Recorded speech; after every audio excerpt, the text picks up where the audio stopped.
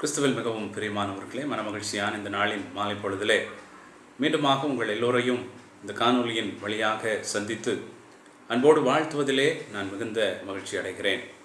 கட்டளை வியாழன் என்று சொல்லப்படுகிற இந்த நாளிலே ஆண்டவருடைய பிள்ளைகளாக அவரவருடைய இல்லங்களிலே அமர்ந்து ஆண்டவரை ஆராதித்து கொண்டிருக்கிறோம். அவருடைய வார்த்தையை கேட்பதற்காக ஆவலோடு எதிர்பார்த்து கொண்டிருக்கிறோம். திருச்சபை வரலாற்றிலே இது ஒரு முக்கியமான நாள். ஆண்டவர் இயேசு கிறிஸ்து தன்னுடைய சிலுவை மரணத்திற்கு முன்பதாக தன்னுடைய சீடர்களோடு அமர்ந்து ராபோஜனம் செய்து கட்டளைகளை கொடுத்து தாழ்மையின் உருவத்தை அவர்களுக்கு காண்பித்து இன்னும் பல்வேறு நிகழ்வுகளை செய்த இந்த நாளை ஆண்டாண்டு காலமாக நாம் திருவிருந்தோடு ஆலயத்திலே அனுசரித்து வந்து கொண்டிருக்கிறோம். கால சூழ்நிலையின் காரணமாக இந்த நாளிலே அவ்விதமாக நாம் ஒன்றாக இணைந்து ஆண்டவரை ஆராதிக்க இயலாத சூழ்நிலை இருந்தாலும் இருக்கின்ற இடங்களிலே கர்த்தர் நம்மை ஆசீர்வதிக்கின்றவராக இருக்கிறார்.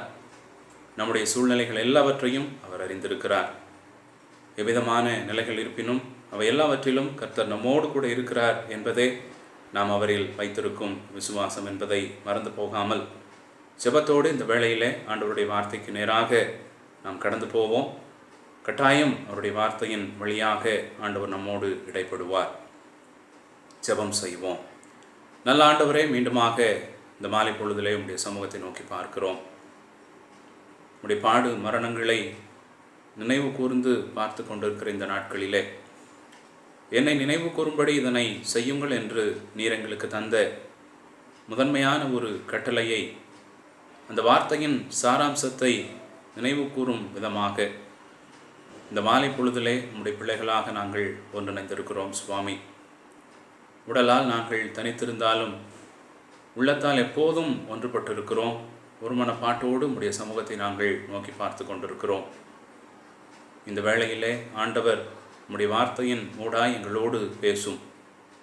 என்னை நினைவு கூறும்படி இதனை செய்யுங்கள் என்று நீர் தந்த அந்த வார்த்தையை மையமாக கொண்டு சற்று நேரம் உம்முடைய வார்த்தைகளை நாங்கள் தியானிக்கவிருக்கிறோம்.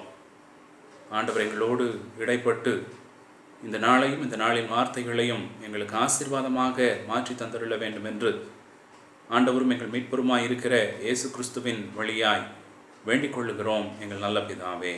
ஆமென். பிரியமானவர்களே, மீண்டுமாக உங்கள் எல்லோருக்கும் என்னுடைய அன்பின் வாழ்த்துக்களை தெரிவித்துக் கொள்கிறேன். கட்டளை வியாழன், பெரிய வியாழன், நல்ல வியாழன், இறுதி ராவிருந்து என்று சொல்லி பல்வேறு பெயர்களில் அழைக்கப்படுகிற இந்த நாளிலே ஆண்டவருடைய வார்த்தைகளை கேட்பதற்காக அவருடைய பிள்ளைகளாக ஒன்றாக அமர்ந்திருக்கிறோம். என்னை நினைவு கூறும்படி இதனை செய்யுங்கள். ஆண்டவர் கொடுத்த ஒரு முதன்மையான கட்டளை. தன் சீடர்களோடு தன்னுடைய ராபோஜனத்தை ஆண்டவர் நிகழ்த்தி கொண்டிருக்கும் போது அவர் பாத்திரத்தை எடுத்து அதனை ஆசீர்வதித்து அதனை தன்னுடைய சீடர்களுக்கு கொடுத்து, இது உங்களுக்காக சிந்தப்படுகிற என்னுடைய இரத்தமாய் இருக்கிறது, என்னை நினைவு கூறும்படி இதனை செய்யுங்கள் என்று சொல்லி ஒரு கட்டளையை தருகிறார். அவரை நம்முடைய வாழ்நாளிலே எப்போதும் நினைவு கூர்ந்து கொண்டிருக்க வேண்டும். அவருடைய பாடுகளையும் மரணங்களையும், அவர் நமக்கு கற்றுத்தந்த போதனைகளையும், அவர் நமக்கு காட்டிய வழிகளையும் நம்முடைய வாழ்க்கையிலே ஒவ்வொரு நாளும் நினைவு கூற நாம் அழைக்கப்படுகின்றோம். இந்த மகிழ்ச்சியான வேளையிலும் அவர் சொன்ன அந்த ஒரு வாக்கியத்திலிருந்து, அவர் கொடுத்த அந்த கட்டளையிலிருந்து எவற்றையெல்லாம் நாம் நினைவு கூர்ந்து பார்க்க வேண்டும், சற்று நேரம் வேதத்தின் வெளிச்சத்திலே தியானிக்கவிருக்கிறோம். ஜெபத்தோடு ஆண்டவருடைய வார்த்தையை தியானிப்போம். கட்டாயம் அவர் நம்மோடு இடைப்படுவார் என்பதில் எவ்விதமான சந்தேகமும் இல்லை. முதலாவதாக மீட்பை நினைவு கூற வேண்டும். மீட்பை நினைவு கூற வேண்டும். இதற்கு ஆதாரமாக யாத்ராகமத்தின் புஸ்தகம் 12வது அதிகாரம் 1 முதல் 7 வரை உள்ள வசனங்களை நான் எடுத்துக்கொண்டுள்ளேன்.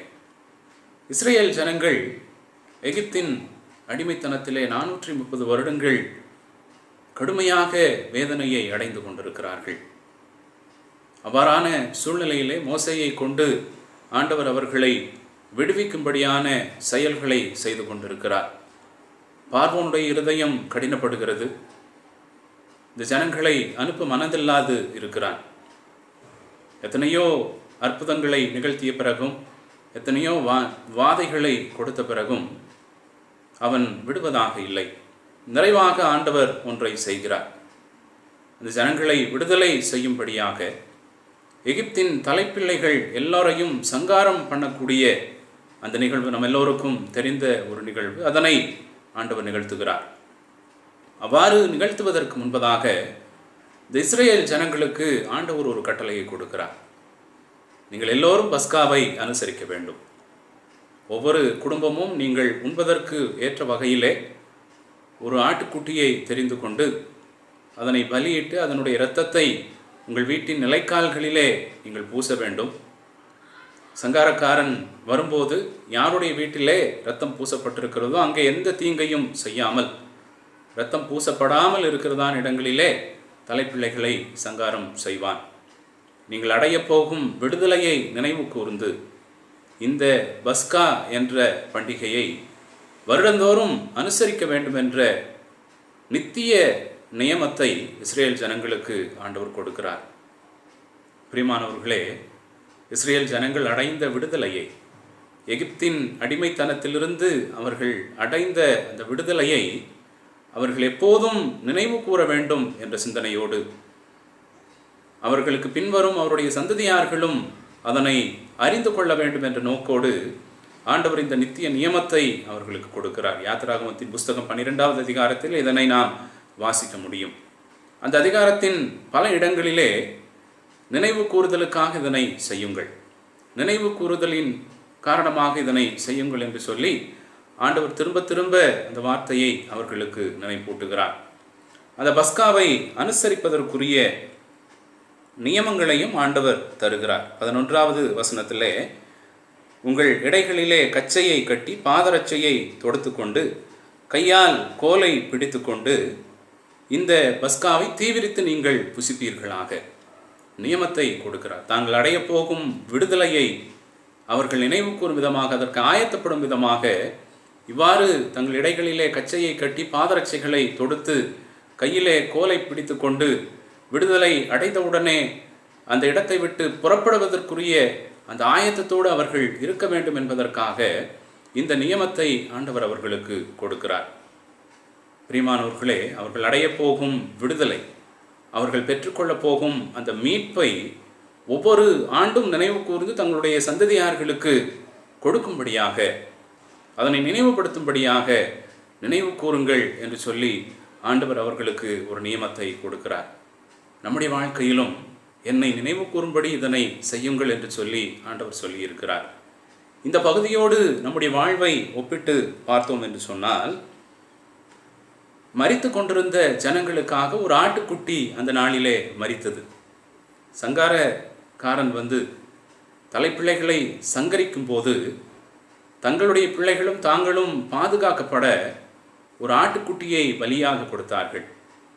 தாங்கள் மரிப்பதற்கு பதிலாக ஆட்டுக்குட்டி அந்த இடத்திலே மரித்தது. அந்த நியமம் அன்றோடு முடிந்துவிடவில்லை, தொடர்ந்து கொண்டே இருந்தது. ஒவ்வொரு காலகட்டங்களிலும் அந்த நியமம் தொடர்ந்து கொண்டே இருந்தது. மனிதன் பாவம் செய்து கொண்டிருக்கிறான். அந்த பாவத்திலிருந்து தண்டனை இல்லாமல் தப்பித்துக் கொள்ள வேண்டும் என்று சொன்னால் ஒரு ஆடையாவது ஒரு மாட்டையாவது பலியிட்டு விட்டால் தன்னுடைய பாவத்தின் பரிகாரம் செய்யப்பட்டு விடும் என்ற நியமத்தின் அடிப்படையிலே அதனை செய்து கொண்டிருக்கிறான். காலங்கள் உருண்டோடுகிறது. பாவம் போக்கும் பலியாக நம்முடைய ஆண்டவர் இயேசு கிறிஸ்து இந்த உலகத்திலே பிறக்கிறார். யோவான் நற்செய்தி நூல் 1வது அதிகாரம் 29வது வசனத்தை வாசிக்கின்ற வேளையிலே, இதோ உலகத்தின் பாவத்தை சுமந்து தீர்க்கிற தேவ ஆட்டுக்குட்டி என்று யோவான் ஸ்நானகனால் இயேசு கிறிஸ்து அறிமுகப்படுத்தப்படுகிறார். உலகத்தின் பாவத்தை சுமந்து தீர்க்கிற தேவ ஆட்டுக்குட்டி. 1 கொரிந்தியர் 5வது அதிகாரம் 7வது வசனத்திலே நமது பஸ்காவாகிய கிறிஸ்து என்று சொல்லி பவுலடிகளார் ஆண்டவர் இயேசு கிறிஸ்துவை அறிமுகப்படுத்துகிறார். இந்த வார்த்தைகளை எல்லாம் நாம் ஒன்றிணைத்து பார்க்கின்ற வேளையிலே, இஸ்ரேலரின் மீட்புக்காக அடிக்கப்பட்ட ஆட்டுக்குட்டியை போல நம்முடைய மீட்புக்காக நம்முடைய பஸ்காவாகிய இயேசு கிறிஸ்து அடிக்கப்பட்டார். சிலுவையிலே உங்களுக்காகவும் எனக்காகவும் மீட்பை தரும்படியாக தன் ஜீவனை கொடுத்தார் என்று சொல்லி நற்செய்தி பகுதியிலே நாம் வாசிக்கின்றோம். பிரியமானவர்களே, நமக்கான மீட்பை பெற்று தந்த அந்த ஆண்டவரை ஒவ்வொரு நாளும் நாம் நினைவு கூற வேண்டும். மீட்பிற்காக அவர் கொடுத்த அந்த மாபெரும் விலையை, அவர் செய்த அந்த மாபெரும் தியாகத்தை நம்முடைய வாழ்விலே ஒவ்வொரு நாளும் நாம் நினைவு கூர்ந்து பார்க்க வேண்டும் என்பதற்காக என்னை நினைவு கூறும்படி இதனை செய்யுங்கள் என்று சொல்லி ஆண்டவர் அழகான ஒரு கட்டளையை நமக்கு தந்திருக்கிறார். பிரியமானவர்களே, சற்று நம்மை நாம் சிந்தித்து பார்ப்போம். ஆண்டவருடைய அந்த மீட்பை, ஆண்டவர் நமக்கு கொடுத்த அந்த மீட்பை முதலாவது நாம் பெற்றுக்கொண்டிருக்கிறோமா? நம்முடைய வாழ்க்கையிலே அந்த மீட்பின் அனுபவத்தோடு நாம் வாழ்ந்து கொண்டிருக்கிறோமா என்ற கேள்வியை முதலாவது நாம் எழுப்பி பார்க்க அழைக்கப்படுகின்றோம். அடுத்ததாக, ஆண்டவர் நமக்காக செய்த அந்த தியாகத்தை, நமக்காக சிலுவையிலே சொல்லனாத வேதனை அடைந்து, துயரங்களை அனுபவித்து, கடினங்களை சந்தித்து இலவசமாக தந்த அந்த மீட்பிற்குரிய அந்த விலைக்கிரயத்தை நாம் நினைவு கூர்ந்து கொண்டிருக்கிறோமா? நாம் நினைவு கூர்ந்து கொண்டிருக்கிறோமா என்ற ஒரு கேள்வியை மீண்டுமாக எழுப்பி பார்க்க நீங்களும் நானும் அழைக்கப்படுகின்றோம். பிரியமானவர்களே, என்னை நினைவு கூறும்படி இதனை செய்யுங்கள் என்று சொல்லி ஆண்டவர் தன்னுடைய ராவிருந்திலே சீடர்களுக்கு கட்டளை கொடுக்கிறார். அந்த கட்டளை சீடர்களுக்கு ஆனது மாத்திரமல்ல, நமக்கும் ஆனது என்பதை நாம் மறந்து போகக்கூடாது. எப்போதெல்லாம் அந்த திருவிருந்திலே நாம் பங்கெடுக்கிறோமோ, எனக்காக அடிக்கப்பட்ட ஆண்டவருடைய திருவுடல், எனக்காக சிந்தப்பட்ட ஆண்டவருடைய இரத்தம் என்ற அந்த உணர்வோடு அந்த திருவிருந்திலே பங்கு பெறும்படியாக நாம் அழைக்கப்படுகின்றோம். திருவிருந்தில் பங்கு பெறும்போது மட்டுமல்ல, வாழ்வின் ஒவ்வொரு நொடி பொழுதும், ஒவ்வொரு மணித்துளியும் எனக்காக ஆண்டவர் கொடுத்த அந்த விலைக்கரையத்தை, அந்த தியாகத்தை, அவருடைய மீட்பை நினைவு கூர்ந்து அவருக்கு நன்றி செலுத்த நாம் அழைக்கப்படுகின்றோம். ஆக முதலாவது என்னை நினைவு கூறும்படி இதனை செய்யுங்கள் என்று ஆண்டவர் சொல்லுகின்ற அந்த வார்த்தையிலே மீட்பை நினைவு கூர்ந்து பார்க்க நாம் அழைக்கப்படுகின்றோம். இஸ்ரேல் ஜனங்கள் விடுதலை அடைந்து அந்த விடுதலையை தங்களுடைய சந்ததியார்களுக்கும் நினைவுபடுத்தும் விண்ணமாக இந்த பஸ்காவை அனுசரித்தார்கள் என்று சொல்லி வேதம் சொல்லுகிறது. நம்முடைய பஸ்காவாகிய கிறிஸ்துவை, அவர் நமக்கு தந்த அந்த மீட்பை ஒவ்வொரு காலங்களிலும் மீண்டும் மீண்டும் நினைவு கூர்ந்து அவருக்கு நன்றி உள்ளவர்களாக இருக்க நாம் அழைக்கப்படுகின்றோம்.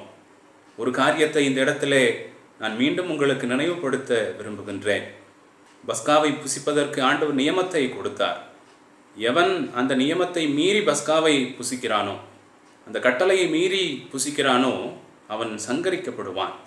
ஆண்டவர் கொடுத்த எச்சரிப்பு, ஆண்டவர் கொடுத்த ஒரு மாபெரும் எச்சரிப்பு. விடுதலை நோக்கிய அந்த செயலிலே, விடுதலை தரக்கூடிய அந்த செயலை தன்னுடைய சுய லாபத்திற்காக பயன்படுத்தி கொண்டு தவறாக அந்த பஸ்காவை புசித்தான் என்று சொன்னால் அவன் சங்கரிக்கப்படுவான் என்று சொல்லி ஆண்டவர் ஒரு எச்சரிப்பை கொடுக்கின்றார். நம்முடைய வாழ்க்கையிலும் அந்த எச்சரிப்பை ஆண்டவர் நமக்கு கொடுத்து கொண்டே இருக்கிறார்.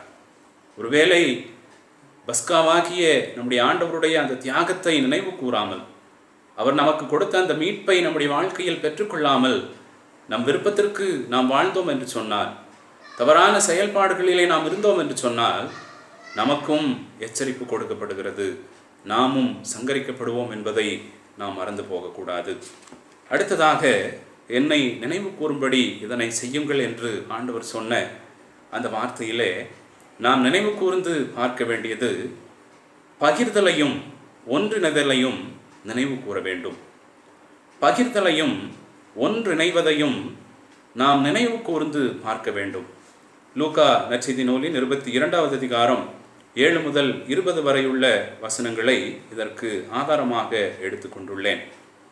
ஆண்டவர் அப்பத்தையும் திராட்சை ரசத்தையும் ஆசீர்வதித்து சீடர்களிடத்திலே கொடுத்து 17வது வசனத்திலே அழகாக சொல்லுகிறார், உங்களுக்குள்ளே பங்கிட்டுக் கொள்ளுங்கள்.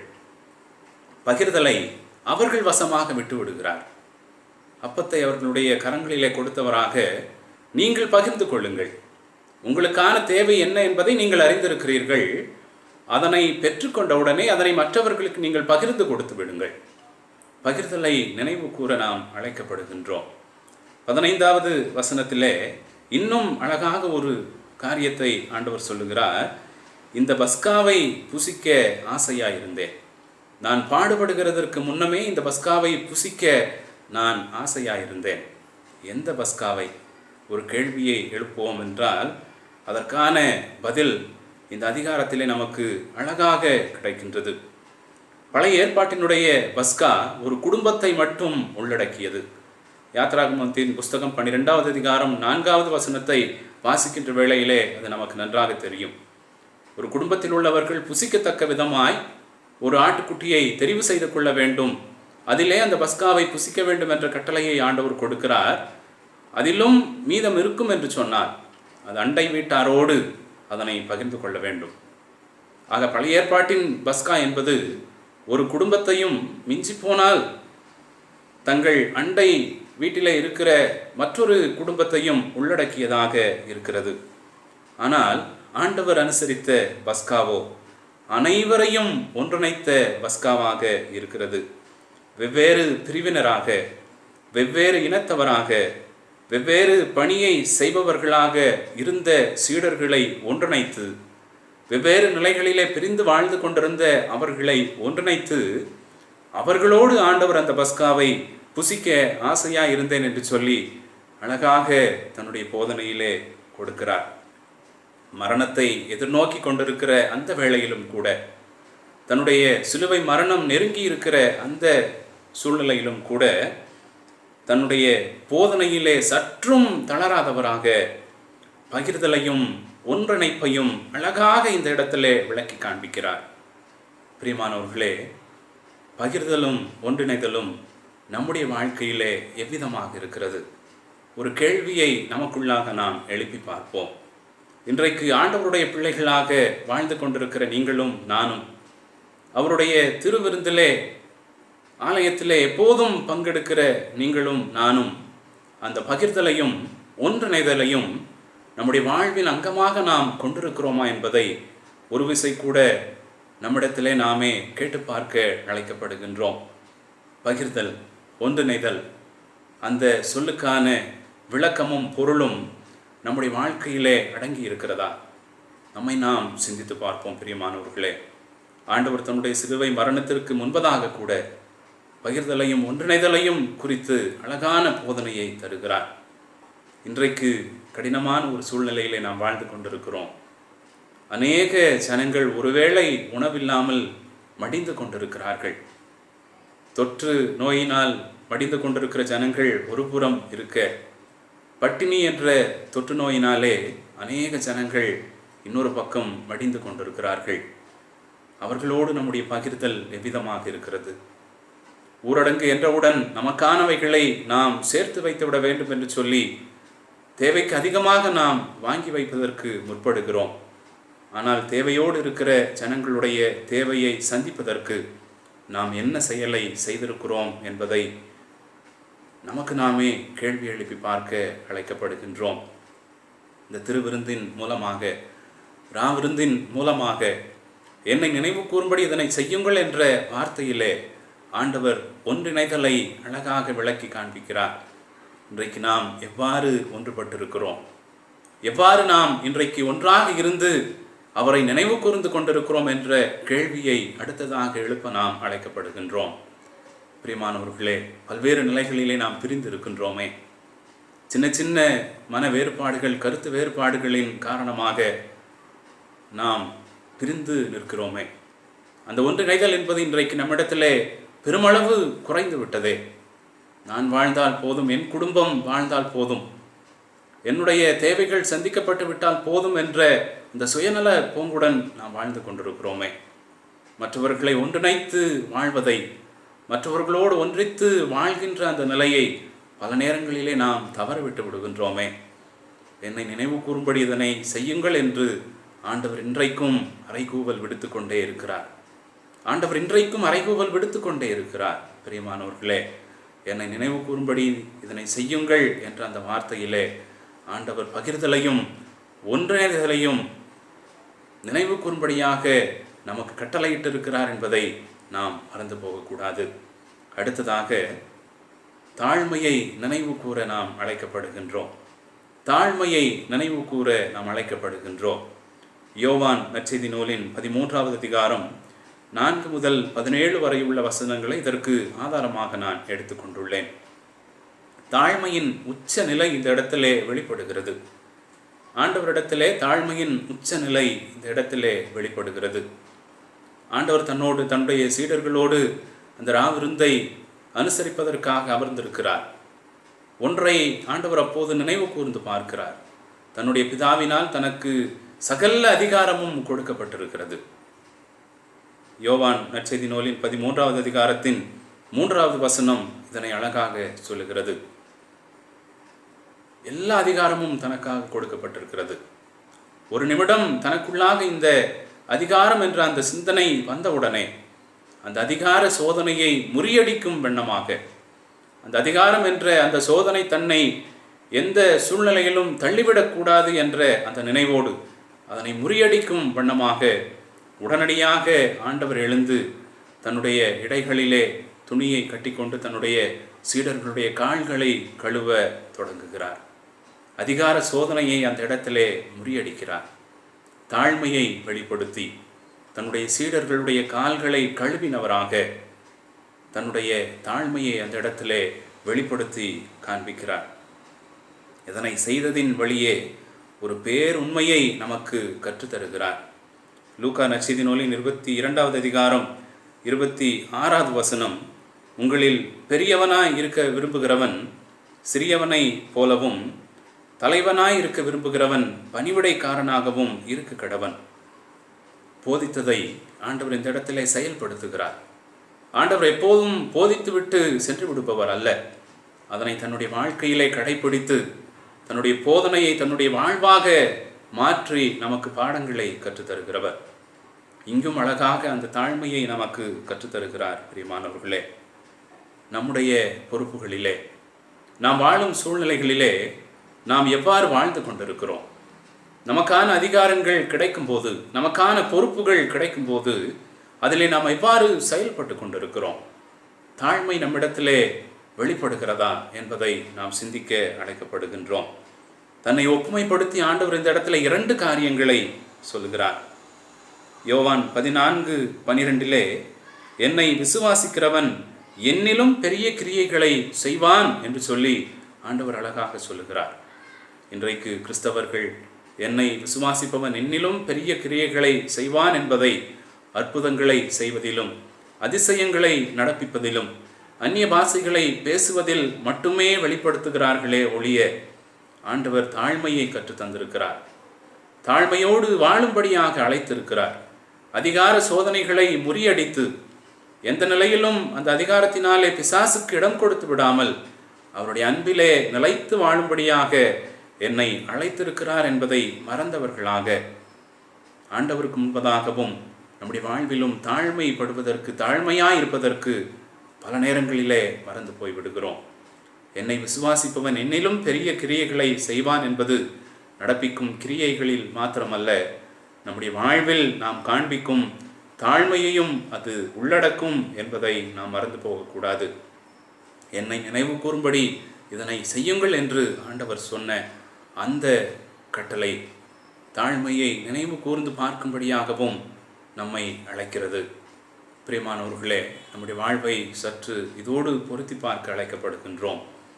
இன்றைக்கு நமக்கு இருக்கின்றதான எல்லா விதமான நிலைகளிலும், நமக்கு கிடைத்திருக்கிறதான அதிகாரம், அந்தஸ்து, நமக்கு கிடைத்திருக்கிறதான பொறுப்பு, நமக்கு கிடைத்திருக்கிற பதவிகள், நமக்கு கொடுக்கப்பட்டிருக்கிறதான உயர்ந்த நிலைகள், இவை எல்லாவற்றிலும் நாம் எவ்விதமாக செயல்களை செய்து கொண்டிருக்கிறோம்? ஆண்டவர் தாழ்மையை நமக்கு கற்றுத் தந்திருக்கிறார். தாழ்மையோடு வாழும்படியாக ஒரு நல்ல முன்மாதிரியை ஆண்டவர் நமக்கு காட்டியிருக்கிறார். அந்த தாழ்மையை அணிந்து கொண்டவர்களாக ஒவ்வொரு நாளும் தாழ்மையோடு இந்த உலகத்திலே நாம் வாழ்ந்து அவருடைய முன்மாதிரியை இந்த உலகிற்கு நாம் பறைசாற்ற அழைக்கப்படுகின்றோம். என்னை நினைவு கூறும்படி இதை செய்யுங்கள் என்று ஆண்டவர் சொன்னது இதையும் தான் என்பதை மறந்து போகக்கூடாது. பிரியமானவர்களே, நிறைவாக ஒன்றை சொல்லி நான் முடிக்க விரும்புகிறேன். இந்த போதனைகளை எல்லாம் கேட்ட சீடர்கள், ஆண்டவர் கொடுத்த இந்த அழகான போதனைகள் அனைத்தையும் கேட்ட சீடர்கள் சிலர் உறங்கிக் கொண்டிருக்கிறார்கள். லூக்கா நற்செய்தி நூலின் 22வது அதிகாரம் 45வது வசனம் சொல்லுகிறது. ஒருவர் காட்டி கொடுக்கிறார். லூக்கா 22வது அதிகாரத்தின் 48வது வசனம் சொல்லுகிறது. ஒருவர் தன் உடைகள் எல்லாவற்றையும் விட்டுவிட்டு நிர்வாணமாக ஓடிப்போகிறார். மார்க்கு நற்செய்தி நூலின் 14ஆம் அதிகாரம் 50வது வசனம் சொல்லுகிறது. ஒருவர் ஆண்டவரை நான் அறியவே அறியேன் என்று சொல்லி மறுதலிக்கிறார். லூக்கா 22வது அதிகாரம் 55வது வசனம் சொல்லுகிறது. இன்னொருவர் பதுங்கி இருக்கிறார்.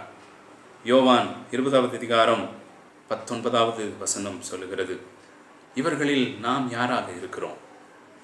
இந்த சீடர்களைப் போல நாம் வாழ்ந்து கொண்டிருக்கிறோமா? இவர்களில் நாம் யாராக இருக்கிறோம்? என்னை நினைவு கூறும்படி இதனை செய்யுங்கள் என்று ஆண்டவர் நமக்கு நித்திய நியமத்தை கட்டளையிட்டிருக்கிறாரே, அந்த கட்டளைகளை நாம் எவ்விதமாக நம்முடைய வாழ்க்கையிலே கடைபிடித்து கொண்டிருக்கிறோம் என்பதை ஒரு விசை கூட கேள்வி எழுப்பி பார்ப்போம். போதனையை கேட்ட சீடர்கள் இவ்வாறு வாழ்ந்து கொண்டிருக்க, நாமும் அவர்களைப் போல வாழாமல், நாமும் அவர்களைப் போல நம்முடைய வாழ்க்கையில் செயல்களை செய்யாமல், ஆண்டவருக்கென்று எப்போதும் எழும்பி பிரகாசிக்கக்கூடியவர்களாக, ஆண்டவருடைய போதனைகளை, அவருடைய நித்திய நியமங்களை நம்முடைய வாழ்க்கையில் ஒவ்வொரு நாளும் கடைபிடிப்பவர்களாக வாழ்ந்து, என்னை நினைவு கூறும்படி இதனை செய்யுங்கள் என்று ஆண்டவர் நியமித்த அந்த கட்டளைகள் எல்லாவற்றையும் நம்முடைய வாழ்க்கையிலே தொடர்ந்து கடைபிடிப்போம். ஆண்டவர் தாமே இந்த வார்த்தையின் மூடாக நம்மோடு இடைப்படுவாராக. கண்களை மூடி ஜெபித்து ஆண்டவருக்கு நன்றி செலுத்துவோம். நல்ல ஆண்டவரே, மீண்டுமாக இந்த மாலை பொழுதிலே உங்களுடைய சமூகத்தை நோக்கி பார்க்கிறோம். என்னை நினைவு கூறும்படி இதனை செய்யுங்கள் என்று நீர் எங்களுக்கு கொடுத்த நித்திய நியமத்தை குறித்து சற்று நேரம் நாங்கள் தியானித்தோம். சுவாமி, நீர் பாடுபடுவதற்கு முன்பதாக உம்முடைய சீடர்களோடு அமர்ந்து உண்ட ராவிருந்திலே முதன்மையான இந்த கட்டளையை கொடுத்து, என்னை நினைவு கூறும்படி இதனை செய்யுங்கள் என்று சொல்லி எங்களையும் பணித்திருக்கிறீர். அந்த கட்டளையிலே கடைபிடிப்பதை நாங்கள் எவ்விதமாக வாழ்ந்து கொண்டிருக்கிறோம் என்ற சிந்தனைகளை இந்த நாளிலே நாங்கள் பெற்றுக்கொண்டோம். எங்கள் மீட்பை நாங்கள் நினைவு கூற வேண்டும். பகிர்தலையும் ஒன்றித்து இருத்தலையும் நாங்கள் நினைவு கூற வேண்டும். தாழ்மையை, அதிகார சோதனையை நாங்கள் நினைவு கூற வேண்டும். நினைப்பூட்டியதற்காக நன்றி செலுத்துகின்றோம். சுவாமி, கர்த்தர் எல்லா நிலைகளிலும் எங்களுக்கு நல்ல முன்மாதிரியை காட்டியிருக்கிறீர். நீர் கொடுத்த போதனைகளையும் நீர் காட்டிச் சென்ற முன்மாதிரியையும் எங்கள் வாழ்க்கையில் நாங்கள் கடைபிடித்து எல்லா நிலைகளிலும் உம்முடைய சாட்சிகளாக நாங்கள் வாழ கிருபை தந்திருளும். கட்டளை வியாழன் என்று சொல்லப்படுகிற இந்த வியாழன் எங்கள் வாழ்க்கையில் நல்ல ஒரு மாற்றத்தை கொண்டு வரக்கூடிய நாளாக இருக்க ஆண்டவர் கிருபை தந்திருளும். இயேசு கிறிஸ்துவின் இனிய நாமத்தினாலே இந்த நன்மைகளை வேண்டிக் கொள்ளுகிறோம் நல்ல பிதாவே, ஆமேன். என் ஆத்துமாவை கர்த்தரை ஸ்தோத்தரி, என் முழுமையுடைய பரிசுத்த நாமத்தை ஸ்தோத்தரி. என் ஆத்துமாவை கர்த்தரை ஸ்தோத்தரி, கர்த்தர் செய்த சகல உபகாரங்களை மறவாதே, ஆமேன். நம் ஆண்டவர் இயேசு கிறிஸ்துவின் கிருபை, பிதாவாகி தேவனுடைய அன்பு, பரிசுத்த ஆவியானவருடைய ஐக்கியம், சமாதானம், சந்தோஷம் நம் அனைவரோடும் இன்றுமென்றும் சதா காலங்களிலும் நீடித்து நிலைத்திருப்பதாக, ஆமேன். கர்த்தர் உங்களை ஆசீர்வதிப்பாராக.